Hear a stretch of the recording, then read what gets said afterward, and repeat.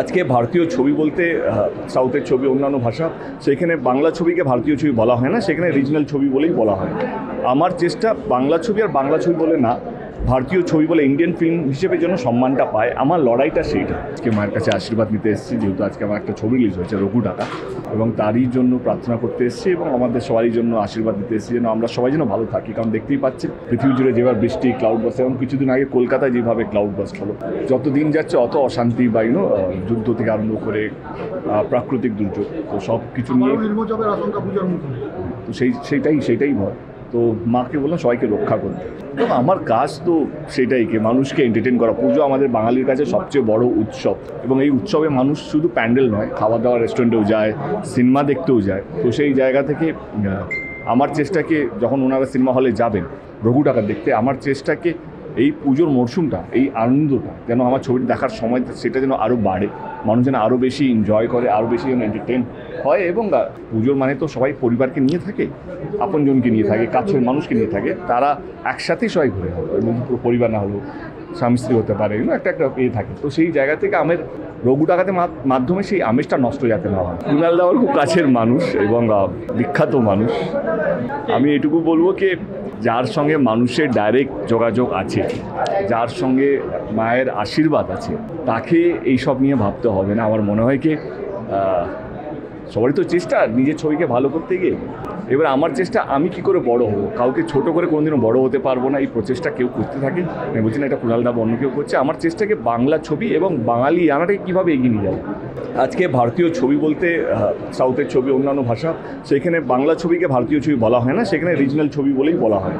আমার চেষ্টা বাংলা ছবি আর বাংলা ছবি বলে না, ভারতীয় ছবি বলে ইন্ডিয়ান ফিল্ম হিসেবে যেন সম্মানটা পায়, আমার লড়াইটা সেইটা। কে রিভিউ সকাল রিলিজ হওয়ার আগে রিভিউ লিখে পাঠিয়ে দিচ্ছে, সবাইকে বলছে খারাপ রিভিউ দিতে, কেউ বলছে 2 স্টার। আমার দেখো, যে মানুষের মধ্যে থাকে, যে মানুষের মধ্যে খাটে, যে আজকে দেখতে পেলেন, বা আমি যেইভাবে ডিস্ট্রিক্ট ট্যুর করলাম আমার ছবি প্রচার নিয়ে, আমি তো কোনোদিনও কোনো ছবিকে নিয়ে কিছু বলিনি। বন্ধু হতে যোগ্যতা লাগে, শত্রু হতেও যোগ্যতা লাগে, তো আমার শত্রু হতেও যোগ্যতা লাগবে। তো আমার মনে হয় কি সেই জায়গায় এখনও কেউ পৌঁছয়নি। এর বাকিরা যারা যা করছে তাদেরকে সম্মান জানাচ্ছি এবং সব ছবিকে শুভেচ্ছা। আমার কাজ সিনেমা বানানো এবং আমার কাজ মানুষের মধ্যে সেটাকে নিয়ে প্রচার করা। আমার কাজ শেষ কালকে, কারণ আজকে আমার ছবি রিলিজ হয়ে গেছে, এবং মানুষ আসুক, ছবিটা দেখুক এবং ছবিটাকে এনজয় করুক। যে কোনো ছবি হোক দেখুক। আমার লড়াই একটা, কে বাংলা ছবিকে আর রিজনাল ছবি যাতে না বলা হয়, বাংলা ছবিকে এবং বাংলা ছবিকে যেন ইন্ডিয়ান ফিল্ম বলে সম্মানিত করা হয়, এইটাই আমার লড়াই। এবং রঘুটা যারা দেখেছেন তারা প্রত্যেকে ভালো লেগেছে। আপনাদের চ্যানেলের মাধ্যমে, টিভিতে হোক, সোশ্যাল মিডিয়াতে হোক, যেখানেই হোক না কেন, একটাই অনুরোধ করবো কি, রঘু ডাকাতের মতন ছবি বারবার হয় না। রঘুরাজ যদি, যেন আমি খাদানের সময় বলেছিলাম, আমি বড়মার এখানেই এসে বলেছিলাম, খাদান যদি হিট হয় আমি তার থেকে বড় ছবি নিয়ে আসবো। এবং রঘু ডাকাত আজকে সবাই বলছে খাদানের থেকে বড়। আমি আজকে বড় মায়ের সামনে মন্দিরে এসে বলে গেলাম, যদি রঘু ডাকাত হিট হয়, আমি চ্যালেঞ্জ করে গেলাম, আমি এর থেকে বড় ছবি বানাবো, এর থেকে ভালো ছবি বানাবো, এর থেকে যেন আমরা গর্ব করতে পারি যে বাংলা ইন্ডাস্ট্রি যে কোনো ইন্ডাস্ট্রির সঙ্গে পাঙ্গা নিতে পারে এবং ভালো ছবি বানাতে পারে। এইটুকু।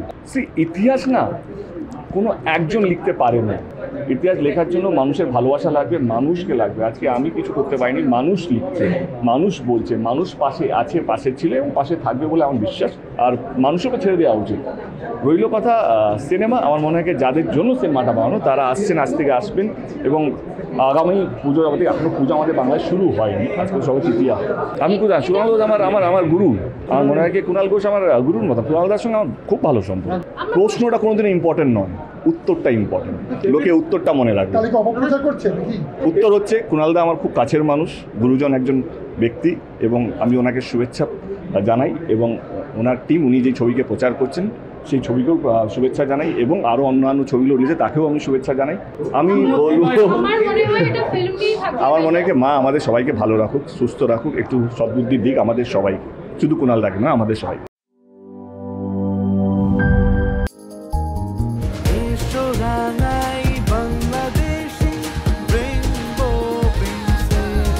রেইনবো পেইন্টস, ছড়াও জীবনের রং।